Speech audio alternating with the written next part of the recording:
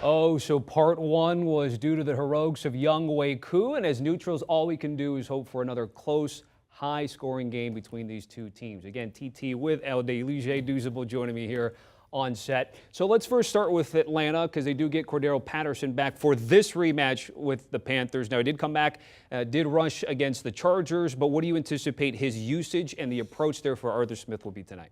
I think it'll be just like it was last week in their game versus the Chargers. He's coming off that injury. They split carries with Tyler Algier. You saw the physical presence that he brings in. I mean, that's not just him. That's this Atlanta offensive line and their running backs. I mean, poor Tranquil, coming off a block. Cordero Patterson drops his shoulder on him and gets into the end zone. Actually had a 40-yard touchdown run called back because of a holding penalty as well. So I think they're still going to, it's going to be backed by committee. They got three good backs, Caleb Huntley, Tyler Algier, and Cordero Patterson. But I think after this game, he'll go back to being RB1.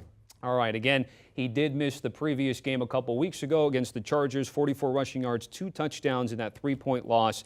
And let's get to the Panthers now, where P.J. Walker did not have the best outing last week there. And so he's still in line to get the start with Steve Wilks. Now, you still have Baker Mayfield came in relief. You still have Sam Darnold, who we know are healthy. How much do you think this decision to keep P.J. Walker in the starting lineup has to do with a short week? I think that's what it is, 100%, because Baker Mayfield came in that game last week and actually played really well. I believe led the Panthers on 3 scoring touchdown drives. But if you're Ben McAdoo, the offensive coordinator, help P.J. Walker out. Get his legs involved in the run game. They have to get Devontae Foreman going. When he played the two NFC South teams, the Bucks and the Atlanta Falcons, he went over 100 yards. It was hard to get him going last week versus Cincinnati Bengals because once you're down 28-35-0, you can't really run the ball. But Ben McAdoo could do a better job of helping P.J. Walker out. Get him some easy throws, bootlegs. The Atlanta Falcons defense really struggled with that against the LA Chargers last week. I say run some bootlegs this week. Get him some easy throws. Get him on the edge. And then DJ Moore had a crazy game versus the Atlanta Falcons 2 weeks ago. He didn't get his first target, Tommy, in last week's game versus Cincinnati until midway through the second quarter. Put him in some bunches. Get him some rub routes. Motion him. Just make sure you get DJ Moore the ball. They're going to have to run the ball effectively with Devontae Foreman, but Ben McAdoo has to do a better job of helping his young quarterback out. Use his athletic ability. And I'm not saying run quarterback power with him, but a couple quarterback sweeps just to keep the defense honest, some zone reads, and then get him some easy throws to DJ Moore.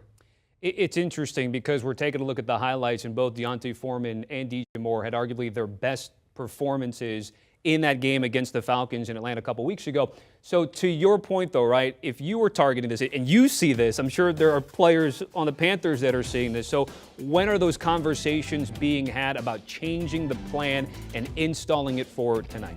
I mean, when you get whooped like you did last week for Cincinnati, that should have been talked about on the plane ride home. Like, you have to understand, this offense is a lot better when Devontae Foreman gets the ball and he's running effectively. We saw what he did versus the Tampa Bay Bucks.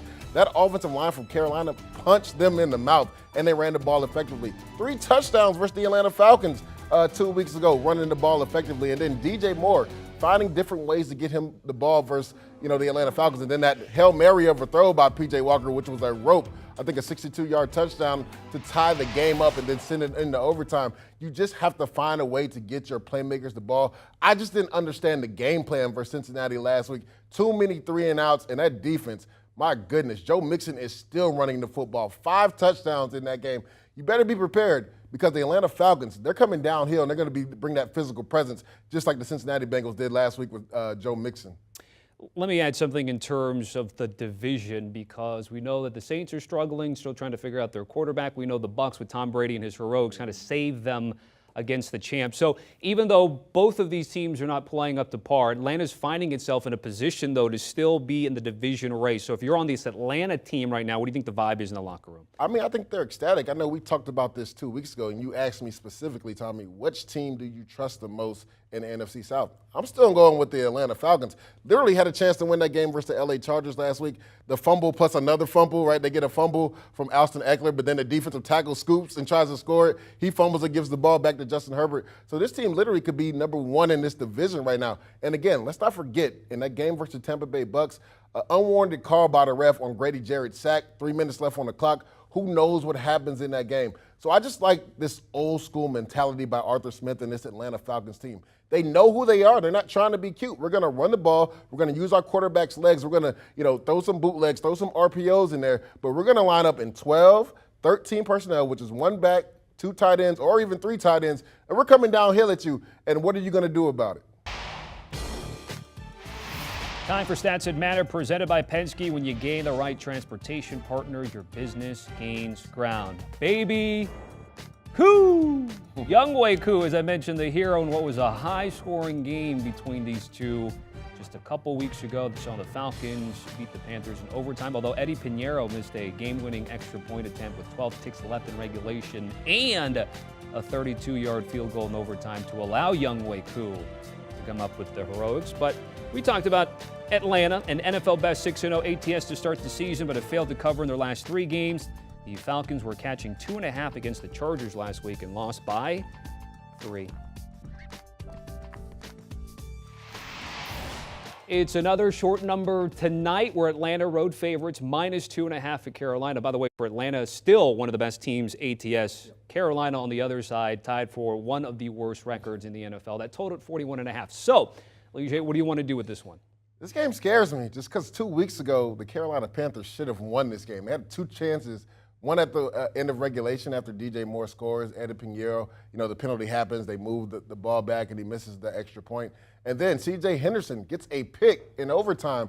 And again, Pinheiro, shorter than an extra point, misses it, shanks it to the left, and they lose the game because Younghoe Koo comes in, being the hero that he is, appreciate you, he's on my fantasy team, wins the game. But I think the Atlanta Falcons get it done. Now, the line was -3, now it's -2.5. It still scares me. I'm taking the Atlanta Falcons on the money line. This defense for the Carolina Panthers, to me, it just seemed like they came out last week versus the Cincinnati Bengals. It didn't have any energy. It just looked bad.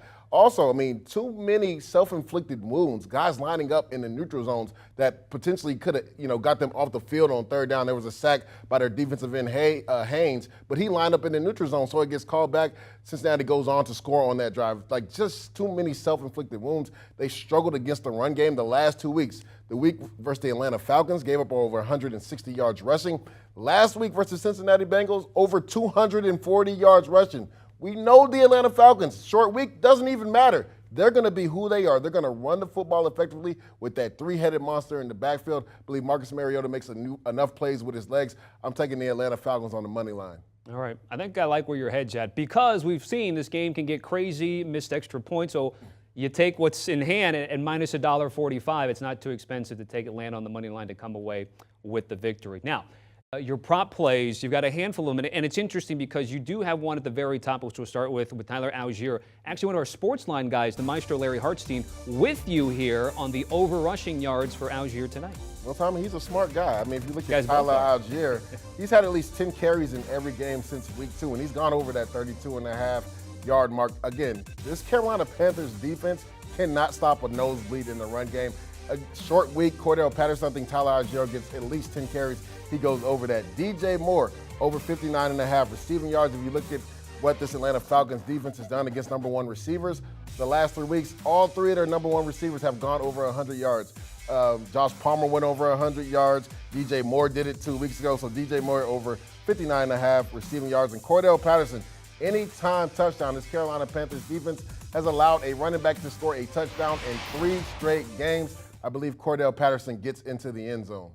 And I just got in my ear our fine producer, Jack Capitorto, also saying Dave Richard, our fantasy sensei, also jumping on the Algier over rushing yards. They were in my notes The market last night. hadn't corrected itself yet to 32.5. They must be copying you. They were in my notes last night, that's why.